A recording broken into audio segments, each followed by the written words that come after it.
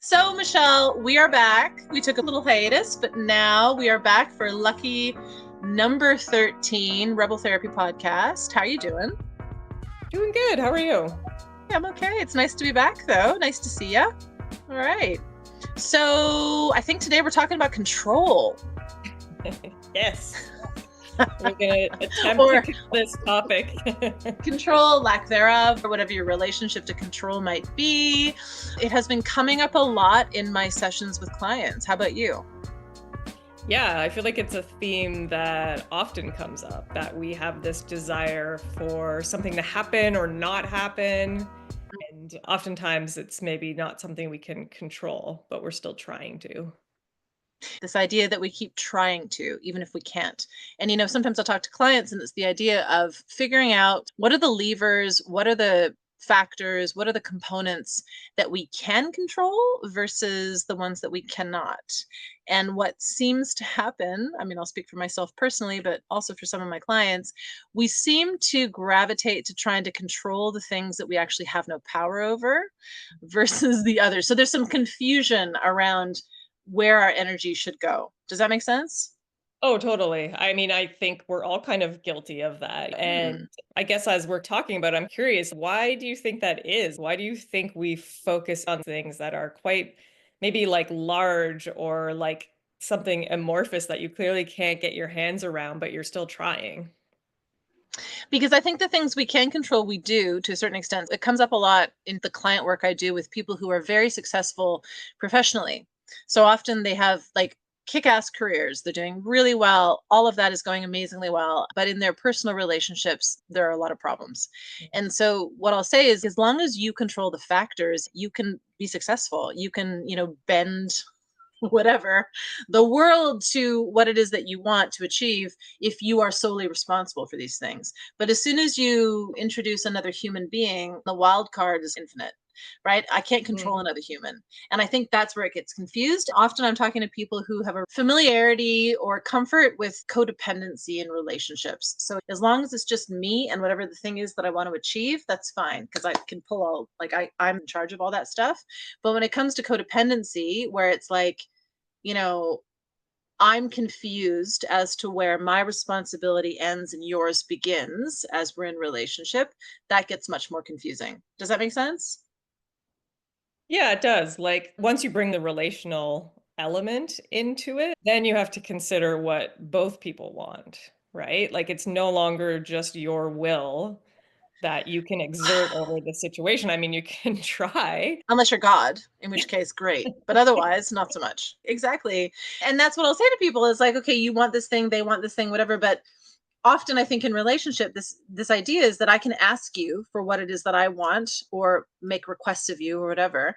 And then that's all I can do. You then decide whether you want to do that or whatever else. And if you're not able to do for me what I want, then what we often do is fall into this bad habit of me trying to change you so that I get what I want from you, as opposed to recognizing that I can't control you because I can't control any other human. All I can control is the process of being myself, right? Which in this case might include, well, I can't get what I want from this relationship. So, A, can I live with that? What does that look like? B, can I support myself to make it okay? Or C, should I maybe leave the relationship? Right? But I think there's a confusion around that.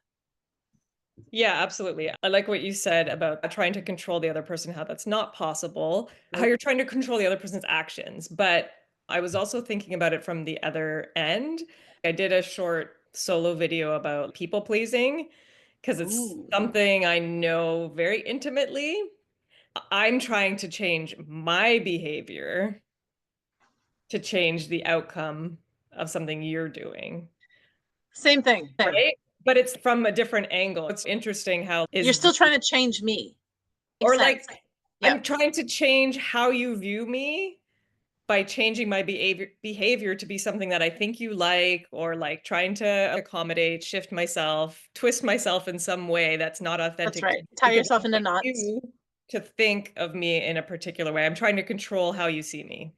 So that you feel a particular way or are relieved of particular feelings. If I don't like what you're doing in our relationship, I'll say this to people. It's like, okay, this is how it works, right? You do a thing, the action that you take has an impact on me. And the impact on me results in some kind of emotional experience that I'm having, right? So you're not doing it to me, but I'm having an emotional experience based on the thing that you've done. I need to manage the feelings that I'm having. That might be me coming back to you saying, "Hey, Michelle, that thing that you just did really hurt my feelings. Can we talk about that?" But the idea is that I need to deal with the feelings that I have and find a way to support myself. And again, back to ABC, right? You work with me, you don't work with me. Ultimately, we negotiate in our relationship, or the relationship doesn't work and we don't stay together. But the idea is that it's not your job to change your behavior to make me feel better. It's my job to figure out what I need from a perspective of self support to feel better. And then I speak to you about that. Totally. I just think that something that people don't look at that way, like the sense of self-responsibility, my boundaries. I feel like the word boundaries is overused, but that you're It's true, somehow though. responsible for upholding my boundaries, but actually I'm the one Yes. responsible for upholding my boundaries. When I think about a relationship, it's like you're literally hitting up against each other's boundaries. How do you negotiate that? And where is the bleed over? Not outsourcing the responsibility to the other person and then making them the villain for not doing it well or not doing it how you like. Exactly. I blame Disney and, general society, frankly, for this misunderstanding around relationship, especially romantic relationships, right? I mean, I think it shows up in all relationships, platonic and otherwise, but even more in romantic relationships. I talk to people and they'll tell me, well, he should just know. He should just know what I want. He should know what I need. Could he possibly know that? Or the reverse, where someone will say, I know that person. I know what he likes. I know what he needs. It's like, okay, if you know someone really well, you might make really good educated guesses and you might even be right some of the time, but it's all guessing because the only person who knows how I feel and what I need and what I want is me. So if you know me well, you can observe me and make a guess that perhaps is accurate, but the only way you'll know for sure is actually asking me, right? And I think there's a misunderstanding and this perception of like, if you truly love me, for example, you'll just know what I need. And it's just not true. It's not true. For sure. And like as you're saying that, I'm like, that sounds terrifying. Like to be able to accept that truth, right? Like Yeah. that the only one that can know how you're feeling is you, right? It's like we don't like living with unknowns as humans, right? Even Yes. though we like spontaneity and novelty and all of Yeah, yeah, that, but yeah. especially when it comes to emotional safety or intimacy, we want this sense of like we know each other so well. And at any moment, we know what each other's thinking and feeling. First of all, to me, that's suffocating. That is yes, thank you. I No, don't, thank you. I don't want to know how someone's Nope. feeling and thinking all of the time. And I don't want them to know me because then where is the boundary anymore? Then you are just in this codependent mess. Totally enmeshed, right? So I love that when you were saying it sounds kind of terrifying. I get it, but this type of therapy speaks to this all the time. On one hand, it's terrifying, flip it around and it's freeing. To me, that is the ultimate safety. This idea that you would build your foundation on someone else is terrifying to me because people die or they leave you or whatever, like shit happens. Yeah. Whereas if I build my foundation on myself, then I'm always with myself. I can always be there for myself. And that's the control that I have. I don't control how I feel, but I control potentially through experience and practice how I support myself when those feelings show up. I can carry my foundation with me, right? I feel like a hermit crab where I carry my home with me wherever I go, and then if I want to enter into a relationship with someone else, whether it's romantic or platonic or whatever, then it's this beautiful option, but it's not a necessity, right? It's not this misunderstanding that there's a necessity. When people come and go, I will still be okay because I'm responsible for my own stability. Yeah, my own foundation, my own sense of self. And then other people come and go, that's fine. It's beautiful. It adds to your experience. To me, that is the true definition of emotional safety. Yeah, I'm reminded of something my Mm, therapist used to say to me. You don't need any one person. You need people. We can't survive without being okay. supported in connections with people. But that one person, you don't actually need to survive. Nope. And it doesn't mean that it's not a huge loss or like I don't believe people are replaceable in that way or anything or the connections No. replaceable. Your ability to make connections with other people anew is what's going to ultimately sustain you. Like you said, that's coming from a place of self-support, of knowing what I need and that I'm not putting all my eggs in one basket and then hoping they don't drop it and they fucking break Uh, it. Like yeah, it's arbitrary basket, right? Like that's the piece where you have I don't know what this person's going to do. I have no control over that. Even the most well-intentioned person might die. Like, what are you going to do? Sometimes they're here, sometimes they're gone. It just feels so precarious as opposed to building that foundation on yourself. Now I've got the foundation, which then gives me the strength and stability to risk being vulnerable with somebody else, knowing that I can take this risk with you, right? And open myself up to you and the connection and the intimacy. But if it doesn't work or we slide apart, then I will be left with myself. To me, that is the foundation of safety. But it's yeah. not really what we're taught. So again, what are we controlling? I'm not controlling you. I hope that you'll stay with me. I hope that you'll move with me. I hope that you'll negotiate with me. That's lovely, right? But if you don't, what I control is how I support myself through the grief or the difficulty or the disappointment when our relationship fails. Or And what I was finding myself curious about is beyond the element of wanting to control somebody, why do we walk around day to day and make quick assumptions about people we know? What is it about assuming we know more than we actually do? Is it just we're deluding ourselves into safety a little bit, or that need to compartmentalize or put people in slots? It's like that sense of, I already know. I don't need to be open to this new experience with this person or this new dynamic. so my feeling is that it's sort of a self-protective attempt at pushing back the fear of the unknown and the uncertainty. And also, if we're being really honest, the precarity of life as adult human beings. If we actually sat around and thought about how vulnerable we are, how dangerous life actually is, to be sure, but especially in this moment in time, I think we'd be paralyzed. I don't think we can do Yeah. it. I think there has to be a way to compartmentalize or, put aside how dangerous the world really is. And I do think it's a drive for safety, or at least the perception of safety. And Yeah. then the other piece that I think is possibly true is that a lot of us grow up not really understanding what safety feels like because we haven't had it. I think a lot of us grow up without safety. So we spend a lot of our adult lives trying to create a sense of safety for ourselves. That's where the attempt to control my environment, and that includes you because you're in my environment, right? That is, I think, what it is. And I'll say to people, this is about control. I don't think you are a controlling person because there's a lot of perception around that. It's just that I think, as somebody who hasn't experienced a lot of safety in their lives, control feels really important. But it's also a bit of a fool's errand because, again, I can do my best, but I can't control you or the world. Yeah. That's Go it, ahead. literally what I was going to say. Like when you think about that thing of like death, right? It's like Mm, that's the ultimate thing we can't control. nope. And I think there is this existential dread that we're always trying to keep at bay a little bit, like Yes. that we know and that we've experienced. Even if you haven't lost somebody or someone hasn't died, we see plants die, we see animals die, You watch the news.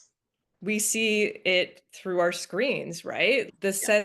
sense of impending doom or something. Yes, I think We're so. not able to hold that truth all the time and still function. Right. There is that fine balance. We were talking about this metaphor before we started recording, but the idea of being on a surfboard, you're just kind of in the ocean Yep. and you can't control the waves coming. Or when the wave arrives, you can't control the direction of it, the Is intensity, the breadth, the speed, or anything else really. All you can do is learn to surf the wave, right? So you yeah, control your relationship to the wave, but the wave's going to do what it's going to do. totally. And I think it's like we have so many creative ways to think we Mhm. can do it differently. Like, oh, if I brace hard enough, Well, it's not stop. going to be Yeah. over. And it's Good luck. like, and then every time it knocks you over, and you're like, oh my God, I can't believe that happened again. So I should probably brace harder next time, Yeah. as opposed to stepping back and going, wait, hold on, bracing doesn't work at all because it's just not the way it works. Instead, it's like, well, I'm going to double down and work even harder to do this thing that is doomed to failure. I mean, not consciously, but I think Totally. that's As what I it was looks like. thinking of the surfing metaphor and surfing culture, I don't know that much about it just from culturally, stuff I've picked up. There is that laid back vibe of people who are surfers. And I think part of that is because they're at a particular beach because it tends to have this type of wave, but you can't Yep. control the weather and ultimately can't control that. When a wave comes, they have to maintain that level of like when it comes, doesn't come. Like, you know what I mean? Like that kind of like move Yes. what's actually happening, that like flexibility and looseness and like Pivot. Yep. ability to be like alive in that moment and then like seize the opportunity when it comes and for that to feel amazing. That's right. Knowing that you can't create the opportunity, you can create the conditions to be available to the opportunity when it arises, but you can't actually create the opportunity, right? And I love the whole idea of being laid back. I don't think it's because you don't care, it's because you recognize what I can control versus what I can't, and Mhm. not wasting precious energy and resources on the things that I can't control. I will apply myself to this I can control. That's where you work hard. That's where you keep going. There's a misunderstanding that it's like, oh, you're laid back, you just stop working. No, you still work, but you work judiciously. You work at the things that you can control versus other things. Yeah. Totally. And I'm like reminded of a term that one of the people I follow in the Calm app for meditation, I think his Oh, name is yeah. Warren. He talks a lot about equilibrium, right? And Mm. so, like, to notice as you're first kind of checking in with yourself, like, what are the subtle things you're kind of bracing against? Like, oh, that noise is a little loud, or like it's a little cold in this room, or like just whatever these like kind of little things that you can feel yourself pushing one way or another. Yep. Yep. And to just be like, yeah, that's there. Yeah, that's there. Like the just like Well, the relaxing just a little bit, like easing off of that edge of yeah. dissatisfaction all of the time. Like just being slightly Yes. dissatisfied because things are not going exactly how you want. Yes, I could get, I could put a blanket on. I'm not saying there's no control over those things that I'm slightly irritated about, but I often find when I'm tracking that for myself, it's some thought that I can't control or something that happened to me that I can't control that I'm also bracing against. It's easy for me to access that when I notice what I'm resisting in my environment, like in my Yep. body and kind of work my way out. Yeah, and the only thing I was going to add to that is when you notice part of the idea of being self-supportive and doing this body work that we keep talking about over the episodes is being able to recognize what some of the small things might be that you can shift, right? So I noticed that I'm a little bit cold, as an example, put a motherfucking sweater on. Like it's a small thing, but if I notice that I'm cold, I can do something about that. If the room is freezing cold, I can't necessarily do anything about that, but there's somewhere in the middle, right? So again, pull the levers that you can and then let go of the things that you can't.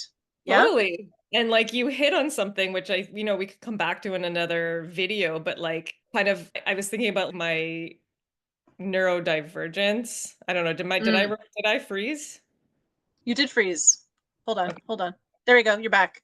Okay, we can cut Perfect. that out. So yeah, something we could talk about on another podcast is like thinking about my neurodivergence, like ADHD, and Yep. that I realized this the other day that, like I'm sitting there, I'm in bare feet, I don't like wearing socks around my house.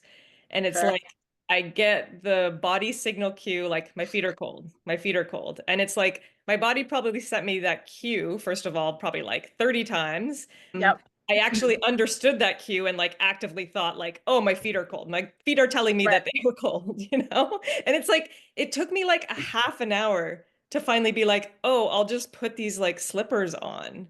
Right. And so I Yeah, think I know. that there's something kind of interesting going on there where it's like it is something small and like I spent so much energy, On your feet being cold and right? Because resisting the like fact that your feet were cold. I won't think yep. about it. I won't think about it. I won't think about it. As opposed to, oh my God, I could just fix it. No worries. Also, I'm irritated that my feet are cold, and then I'm like, Yeah, "Oh, I hope that they'll get warm." Like, I'm literally not doing anything to help them get warmer. I'm just like, "Oh, maybe they'll get that's right. warmer," and it's like they're still not warm. So you're just hoping magically that things will change as opposed to pulling the levers of change that are under your control, which Yeah, are put some slippers on. I kind of love it. interesting to I love think it. about it from that perspective of like decision making and stuff. Am I wasting energy? I mean, it's like I'm doing my best. I'm not trying to waste it, It's but like better. energy leakage, Yeah, right? It's just seeping out the edges. And really, it's just inefficient. I think it's just yeah. inefficient, It's right? We do inefficient the and best we so can.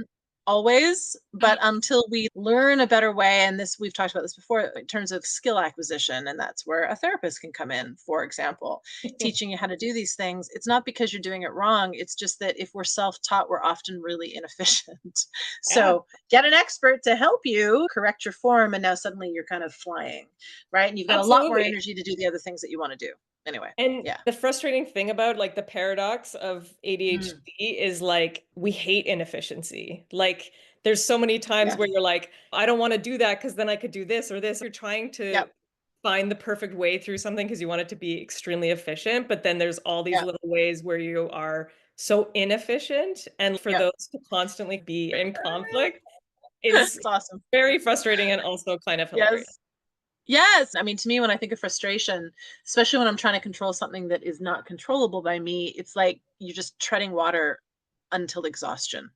It's a good survival skill, right? Like if I'm stuck in the middle of the ocean, I need to know how to tread water. That's great.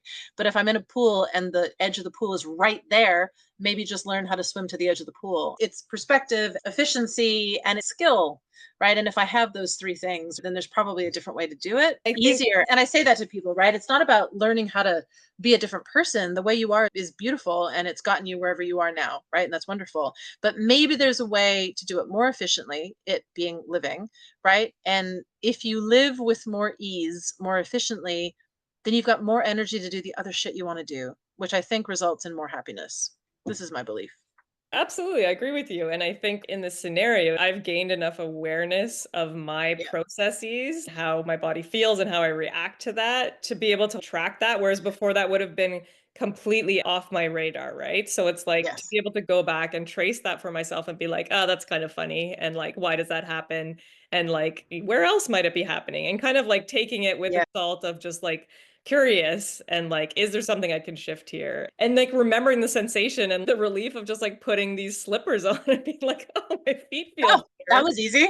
I Like, feel so much more comfortable now. shocking. I don't need to overwork.